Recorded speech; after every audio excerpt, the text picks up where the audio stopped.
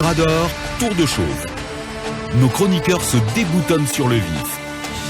Allez, à présent, donc, on va démarrer cette émission, la mettre sur orbite.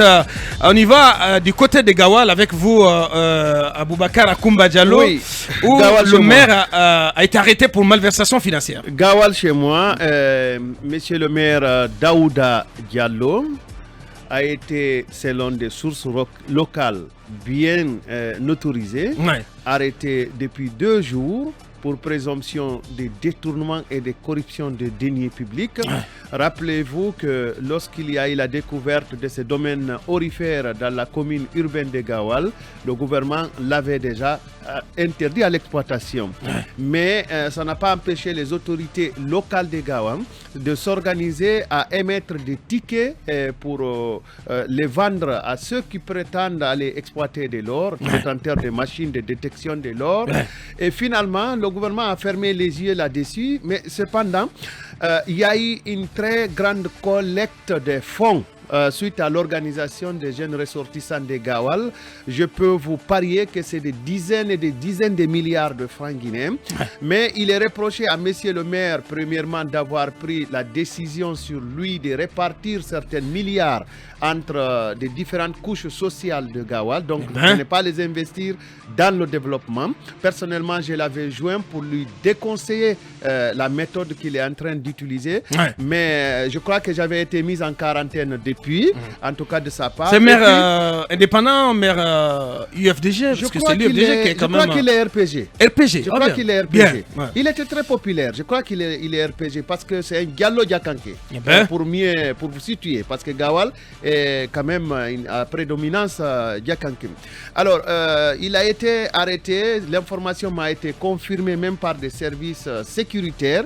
Premièrement, suite à une observation sur une mauvaise utilisation des fonds qui avaient été dédiés à la construction de certaines infrastructures, parce qu'il avait été coincé pour qu'il arrête la distribution de l'argent. Et deuxièmement, sur dénonciation des jeunes même qui ont procédé à la collecte de ces fonds. Et il me semble que son arrestation, les instructions sur son arrestation ont dû être données à partir de Conakry. Rappelez-vous que le gouvernement rentre d'une immersion. Certainement, pendant l'immersion dans la préfecture de Gawal, l'administration s'est rendu compte que le monsieur n'était pas à une bonne place, en tout cas en ce qui concerne la gestion des fonds publics. Gestion au niveau local. Donc, les enquêtes continuent. Il se pourrait que le dossier soit déféré certainement devant la CRIEF. Eh bien, puisque ça porte sur des milliards. Oui, dès que vous dépassez le milliard, vous êtes sur le périmètre de la CRIEF. De la CRIEF, bien. Voilà, encore que la CRIEF doit vraiment relever la tête. Bonjour, Mohamed Zemour Kaba. Bonjour le faiseur de roi, bonjour aux auditeurs, bonjour aux téléspectateurs. Bienvenue. Bonjour à la petite population de Madina Kankan. Comme vous parlez de la CRIEF, laissez-moi m'engouffrer dans cette brèche. Parce qu'aujourd'hui, à la CRIEF, ça sera une journée de dénonciation des magistrats. Parce que le ministre Charles White est attendu dans les heures qui suivent. Devant... Oui, Charles White rencontre aujourd'hui les magistrats de la CRIEF. Comme pour vous dire que ça sent pas bon. Et croyez-moi, ma source est très claire, ça sera une journée de dénonciation face au ministre.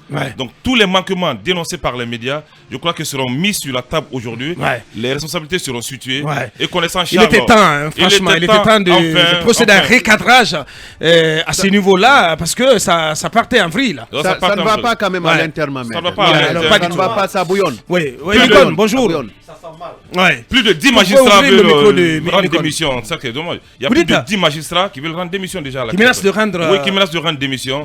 Ce qui veut dire que l'institution a un... Non, mais parce que par les impérities du parquet spécial... Bien sûr. La CRIEF c'est totalement délité aujourd'hui. Elle s'est délitée et aujourd'hui la chambre d'appel doit rendre enfin sa décision sur la libération au nom du docteur Ibrahima Kassory. Moi je pense qu'il faut le libérer. Mais tout porte à parce que s'il n'y a que ça, comme je le disais hier, pour contre Kassory, si on a trouvé que ça, franchement, ça ne vaut pas perpète. Mais ça ne vaut pas perpète. Mais libérez le monsieur. Parce que vous êtes incapable de le charger. Oui, mais c'est clair parce qu'il y a un ballottage, c'est compliqué. Vous savez, c'est la collégialité. Il y a 3 magistrats qui siègent au sein de cette chambre. Mais croyez-moi, c'est extrêmement tendu. On espère que Kassory va rentrer dans sa résidence à Lambaye dès ce soir, on espère vivement. Mais ce qui reste clair... Pas le seul. Bon, les nouvelles Kassori et compagnie. Comme aujourd'hui, c'est son cas. Nabé, ils doivent rentrer. Ils ont mis assez de temps. Assez de temps. Moi, je pense dans l'injustice, assez de temps dans l'injustice. Eh bien, franchement. Ils doivent rentrer chez eux, enfin. Allez, oui, Lincoln, là-dessus. Oui, bonjour d'abord. Bonjour, Basikolo. Bonjour, Basikolo. Bonjour au baga de Kalom, de Koba, surtout. Et à mes oncles de Samaya du côté de Kindia et l'ensemble de l'Abessani. Bien. Vous savez, aujourd'hui, c'est vraiment pitoyable de voir encore Kassori et compagnie croupir en prison. On veut tous que la CRIEF vraiment soit à la hauteur de l'attente. Mais nous sommes des Guinéens. À partir du moment où il y a la garantie que ces personnes ne fuient pas, moi je crois que la prison devrait être l'exception. Donc le parquet devrait faire en sorte aujourd'hui que Kassori et compagnie regagnent leur domicile, mais qu'ils soient pourquoi pas mis sous contrôle judiciaire.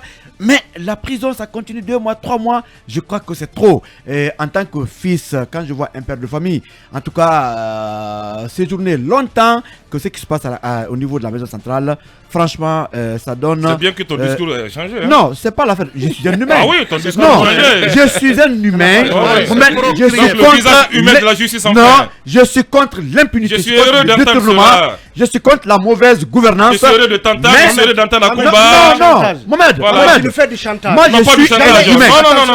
Non, pas du chantage. Mohamed, tout le monde me connaît. Je suis pour la justice. Mohamed, pourquoi tu ne parles pas de moi? Mon discours a changé. Mais parce qu'on a cru, à un moment donné, on a cru en cette CRIEF. Parce que c'est un instrument de lutte contre la corruption, contre les prévarications, les détournements de biens publics. Formidable. Mais à date, c'est vraiment tout le contraire qui se produit. Évidemment. La CRIEF s'est complètement cassé la figure. Je reste pro-CRIEF. Je suis aussi pro-CRIEF. Mais je suis contre l'injustice. Tous ceux qui ont pris un centime de ce pays doivent rembourser. Mais s'il y a la garantie que les prévenus ne fuient pas, pourquoi ne pas retenir Non, mais c'est même pas un problème de garantie. Non, je dis non. Au-delà de ce que tu appelles garantie. Mais il faut trouver des accusations fondées, articulées contre les personnes concernées. C'est cela aussi. Mais si vous c'est pourquoi, Aboubacar, il faut mettre aujourd'hui à contribution toutes les institutions qui ont procédé à des contrôles et qui pratiquement ont beaucoup de choses pour la CRIEF. C'est très important de le faire. Je demande une minute. Bien, allez-y. Aboubacar, moi je suis pro-CRIEF. Moi, Akumba, je suis pro-CRIEF. Je veux que la CRIEF marche bien. Très bien. Mais je suis contre l'injustice. Vous comprenez? Je vous donne 2 exemples. J'ai évité de parler de Nabé ici depuis toujours. Vous savez pourquoi? Non. Il a été ma hiérarchie, mon ministre. Quand j'étais à l'initiative pour la transparence dans les industries extractives. On prend Nabé, celui qui a pris l'or, signe une garantie qu'il va ramener l'or, qu'il va envoyer le gouverneur visiter l'or. Mamadi Condé. Mamadi Condé, on le laisse fuir. Il prend la tangente. Et au lieu d'interpeller les services de sécurité qui ont été si négligents pour que M. Mamadi Condé puisse sortir de notre territoire, on prend Nabé, on le coince dans une cellule. Où est la justice? Oui, par contre, je ne suis pas d'accord avec toi. Mais non. Attendez, je ne suis pas d'accord. Mais celui qui a signé le contrat avec Afinor, c'est bien. Mais non. Qui a signé le contrat? Mais qui était gouverneur? Il y a eu 2 versions de contrat. Qui était gouverneur? Je vous apprends. Mais c'est la première autorité de la BCRG, monsieur Aboubacar. Aujourd'hui, on apprend que... Attendez, quand même, on parle de près de 189 millions d'euros, quand même. C'est l'argent de la Guinée. D'accord. C'est plus de 3 tonnes d'or. D'accord. Mais comment vous voulez qu'on arrête qui alors? Merci de votre question. Pourquoi la Guinée n'a pas porté plainte auprès du raffineur qui se trouve en Belgique? N'y a-t-il pas de justice en Belgique? N'y a-t-il pas... Mais de toute façon, on ne peut pas dédouaner Nabé, monsieur. Attendez. Oui. Nabé n'est pas le seul signateur du contrat. Pourquoi c'est lui seul qui va en prison? Pour quelle raison? Quels sont les autres signataires? Attendez, il y a eu 2 contrats que je peux vous produire. Il y a eu 2 contrats qui ont été signés. Le contrat qui pose problème n'est pas signé par Nabé. Je vous le réitère, il n'est pas signé par Nabé. Alors, toute la chaîne impliquée dans cette procédure au niveau de la Banque centrale, on prend Nabé, on le met en prison. Parce que c'est l'homme politique le plus vu. Parce que c'est lui le gouverneur de la Banque centrale. Ouais. Mais où sont les techniciens qui ont travaillé pour proposer à Nabé une version assignée? Où sont-ils? Pourquoi ils ne sont pas là? Pourquoi tous ceux qui étaient censés réellement de répondre à la CRIEF ce que je crois, c'est qu'en dernier ressort, c'est la première personne, la première autorité quand même concernée par ce dossier. Voilà. Si c'est mon point de vue. Monsieur Alpha Condé était la première autorité concernée à la fois par la gestion des finances publiques et par la gestion des droits de l'homme. Pourquoi c'est seulement les autres qui sont là? Ça, c'est une autre problème. Non, je vous pose la question. Abakar, il y a les preuves contre les anciens dirigeants de ce pays. Attendez, je ne dis pas qu'il n'y a pas de preuves. Mais il faut être juste et équitable envers tout le monde. Bien. Pour terminer, il y a des preuves contre presque tous les dirigeants de ce pays. Ah, tu as de la justice désormais? Je dis, il y a des preuves. Oui, mais si tu as de la justice, dis-moi. Écoute, mon ami. Mais non, un journaliste qui s'assoit qu'il y a des preuves. Calme-toi, Mohamed. On n'a pas les mêmes sources, calme-toi. Non, mais tes sources sont pas calme-toi, monsieur le procureur, calme-toi. Il y a des preuves contre la plupart des dirigeants de ce pays. Mais il faut aller à la bonne source. C'est pour aider la CRIEF. J'espère que tu ne parles pas de Kassori. Non, parce que si c'est les 46 millions, les fameux 46 millions, non, je parle pas de ça. De Mamri à l'Agnès, ça n'a jamais existé. C'est pour demander à la CRIEF le budget de plus fouiller. Mais c'est quand même, c'est n'importe quoi. C'est pour demander à la CRIEF de plus fouiller. Il y a des documents, il y a des dossiers. Pour le moment, on s'en tient à ce qui a été présenté à la presse. C'est trop léger. Allez, bonjour l'enfant de Koumi. Bonjour. Aboubacar, moi j'ai envie de dire à mon ami Mohamed Kaba que nous ne sommes pas des supports de l'injustice. La CRIEF est un bel instrument de moralisation de la gestion publique. En tant que fils de ce pays, et on sait combien de fois ce pays a souffert de la corruption et des détournements de deniers publics, notre devoir premier, c'était de saluer la mise en place d'une telle institution. C'est ce qu'on a fait d'ailleurs. De lui accorder le bénéfice du doute jusqu'à ce qu'on ait la preuve que l'institution est sérieuse dans son travail ou insérieuse dans son travail. Nous devions, après les interpellations, les arrestations, qu'est-ce qu'on a fait ici? Combien de fois je me suis égosié ici pour dire au procureur, dites-nous ce que vous reprochez à Kassouri et compagnie pour que nous continuions à penser qu'il mérite d'être en prison. Alors, puisque le procureur a fini par parler, on a vu qu'il y a des choses trop grosses pour qu'on puisse y croire. Comme cette affaire de 46 millions de dollars, dont le procureur ne nous a pas dit que ce ne sont pas les 32 millions, les 15 millions et autres. Les 500 millions. Qui sont une promesse de financement. Une promesse de financement. Donc, en tout cas, en ce qui concerne le dossier Kassouri, moi, là où je suis assis, je n'ai pas, en tout cas, la preuve que le procureur détienne des choses qui ne peut pas permettre à Kassouri aujourd'hui d'être libre. Et par ailleurs, Aboubacar, en plus, c'est jusqu'à ce que le procureur se prononce, on a dit ici que le procureur peut bien accepter qu'on accorde une liberté conditionnelle à ces messieurs, puisqu'ils sont en Guinée, même les placer sous contrôle judiciaire. Mais les documents de voyage saisis. Tu comprends? Donc on estimait que l'État guinéen, la police, la justice disposaient des moyens empêchant ces messieurs, une fois en liberté conditionnelle, de prendre la tangente. Donc, par précaution. Par précaution et en conclusion, il fallait les laisser rentrer chez eux et continuer la procédure jusqu'à ce qu'il y ait un procès qui les condamnerait définitivement. C'est ce qu'on a dit ici. Pas parce qu'on n'a pas de cœur, contrairement à ce que Mohamed veut dire, mais moi je ne pouvais pas crucifier une institution que je n'avais pas vue à la table. À l'œuvre. À l'œuvre. C'est ça. Monsieur, non, Mohamed, ne peux pas porter des propos que j'ai pas dit. Non, vous avez vu ça. Vous avez vu, j'ai pas dit ça. Vous avez vu. Il a dit à l'école que son discours a changé. Oui, mais c'est tout à fait normal. C'est normal que je le dise. Ça veut dire que à Kumba aussi. Ça veut dire qu'on est honnête. Non, ça veut dire qu'on est bien sûr, honnête. on est tous honnêtes. On est objectif. On est très objectif. On est tous honnêtes. Parce que j'ai vu sur les réseaux sociaux même des communicants dire oui, mais nous ne pouvions pas discréditer la CRIEF, nous ne pouvons pas cribler la CRIEF de critiques infondées si on n'avait pas vu ce qui reprochait à aujourd'hui. Et aujourd'hui, je pense que cette CRIEF, elle s'est cassé la figure. Non, mais il faut la recomposer tout simplement. Certainement, Chalouette certainement ira leur dire cette vérité. Bonjour, l'enfant du triangle sacré. Bonjour, Ouri. Bonjour, l'influenceur. bonjour à l'intérieur du pays, bonjour au triangle sacré. Permettez-moi... Nécessité de recomposer la CRIEF ou pas? Nécessité en tout cas d'une remise en cause de la CRIEF, de ceux qui la composent, nécessité d'écoute des critiques objectives qui se font tous les jours sur sa façon de fonctionner, sur les limites qu'elle présente, qu'elle affiche aujourd'hui.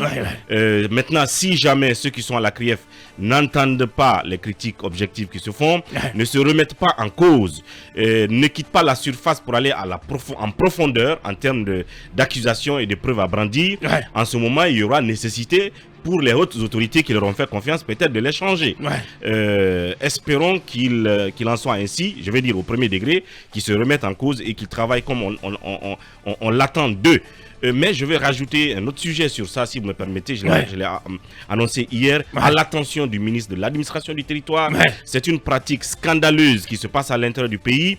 Elle peut paraître banale d'emblée, quand je parlais hier de location des administrateurs territoriaux à Boubacar. Mais c'est une pratique qui décourage tous les porteurs d'initiatives privées à impact social et à utilité publique. C'est-à-dire l'allocation des administrateurs territoriaux, des préfets et des gouverneurs. Vous, par exemple, à Boubacar, sur la base de vos relations, vous avez pu collecter des équipements sanitaires. Et vous avez pensé à votre village. Et vous venez avec les équipements, vous voulez les donner comme don à un centre de santé d'un village X. Et vous demandez à ce que monsieur le préfet vienne, évidemment, comme appui institutionnel, prendre part à cette cérémonie. On vous oblige à donner les frais de carburant. C'est-à-dire que monsieur le préfet doit recevoir 2 millions de vous pour qu'il puisse être présent à cette cérémonie. Si c'est le gouverneur, on doit lui payer 3 millions. Et c'est une pratique qui ne date pas... si c'est le maire, c'est 1 million. En tout cas, on m'a parlé que des préfets et gouverneurs. Cette pratique ne date pas d'aujourd'hui, très malheureusement. Vous savez pourquoi je dis ça? Parce que nous sommes tombés sur un cas pratique à Zérékoré. Koïta de la jeunesse CEDEAO et moi, j'ai pris part à un tournoi. À la finale d'un tournoi, bien sûr. Donc, on a vu les images. Un jeune Guinéen qui évolue dans l'agriculture, qui voulait partager ses expériences avec les populations locales et qui avait un certain nombre de régimes ou de plans, comme on le dit dans le domaine, à offrir à la localité. Il était contraire à cette réalité. Et au-delà de Zérékoré, elle existe partout. Je le dis pour interpeller Mori Kondé, parce que nous sommes à l'ère de la refondation. Donc il faut penser à refonder ce genre de pratiques. C'est très important. Les gens en souffrent à l'intérieur du pays et c'est scandaleux. Bref, bonjour Cabinet, l'enfant de Konendou. Bonjour Aboubacar et bienvenue. Bonjour à tous. Bien, sur la CRIEF. Non, mais je pense que la CRIEF doit changer d'image parce qu'elle est aujourd'hui reprochée de manœuvres florentines et je pense que ceci est diffus dans les opinions. Je relisais hier une étude qu'on a faite en avril dernier.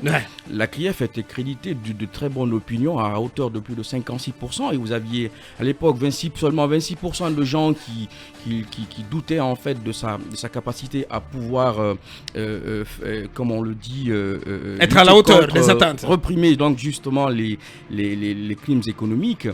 Mais aujourd'hui, je suis certain que ceci a augmenté. Parce donc si on fait un sondage aujourd'hui, on peut se retrouver à combien? Bon, je sais pas. Estimativement. Non, mais je suis peut-être que les 56% de gens. Mais il faut peut-être diviser en deux. C'est bien. Et peut-être qu'il en serait de même pour le CNRD qui devrait avoir sa cote de popularité aujourd'hui totalement en chute libre. Mais on va très rapidement, très prochainement plutôt évaluer cela. Mais ce que je sais, c'est que vous savez. Et la dernière sortie de la CRIEF, elle est passée plus dans une forme de communication où on avait envie de redorer un peu son blason, à répondre effectivement à les sollicitations des journalistes et d'autres spécialistes qui ont voulu que la CRIEF dise effectivement ce qu'on reproche aux sieurs Kassori et compagnie. Ce qui, à ma foi, aujourd'hui, a donc déçu tous les spécialistes des questions de crimes économiques et autres. Parce que même la prestance avec laquelle officiel. On a vu ces messieurs-là devant la télé, mais c'était pas possible. Vous avez vu la tête de ces substituts du procureur, mais à peine, c'est lamentable, à peine, franchement. Mais à peine ces messieurs qui sont en capacité d'articuler du bon français. Et mieux, Aboubacar, c'est terrible. C'est terrible, c'est que on a trompé le colonel sur les choix des magistrats au sein de la CRIEF. Ça tombe sous les sens aujourd'hui. Pour reprendre mon maître, et pire, ce qui mélangeait les concepts. En fait, quand on prend un concept, on le met, on se rend compte que il suffit juste que vous regardez le petit Larousse pour que vous vous rendez compte qu'il s'en mêlait les pinceaux. Je pense qu'il faut tout simplement changer ces messieurs-là. Insuffler une nouvelle dynamique et ce qui est important aussi à Kumba, c'est que ces messieurs, ils doivent vraiment mettre plus de rigueur, même dans la présentation des infractions, même dans l'énoncé des noms, parce que vous ne pouvez pas présenter l'ancien directeur général, l'ancien directeur général des impôts, vous ne pouvez pas l'appeler Aboubacar Markissa, parce que je crois que dans son passeport, sur ses documents d'identité, c'est Aboubacar Kamara. Donc, et toutes ces précisions, elles doivent être chirurgicales. Vous ne pouvez pas appeler cabinet Konendou Fofana alors que dans son document, c'est cabinet Fofana.